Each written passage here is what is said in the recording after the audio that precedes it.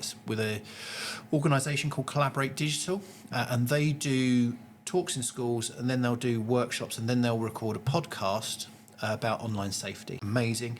But the work is wider than that too. So about educating the young people who have already got them, and whilst we wait for the new regulations to come in, but also their parents, and communicating with them around the risks that are potentially there and how to best use those devices. So Collaborate Digital is an excellent project. I mean, I took a big hit very early on in my term around supporting mental health projects, because of course people would say, well, that's for the NHS to do, and it was absolutely, there is a role for the NHS to do, but where we've been most effective is that we've been able to work with men's health charities, obviously suicide being the biggest killer of young men, and there are men who are alive today because they were able to engage with those services that we were able to support.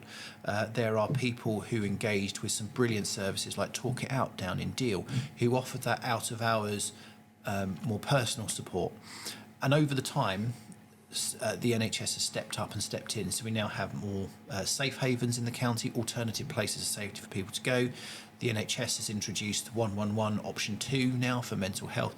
So it was a really good way of bridging the gap between a problem where the police were spending so much time dealing with cases involving mental health and there being nothing, to the NHS doing the right thing, stepping in and providing those services. But yeah, I'd probably say those are a couple of good examples of where the money can actually make a difference.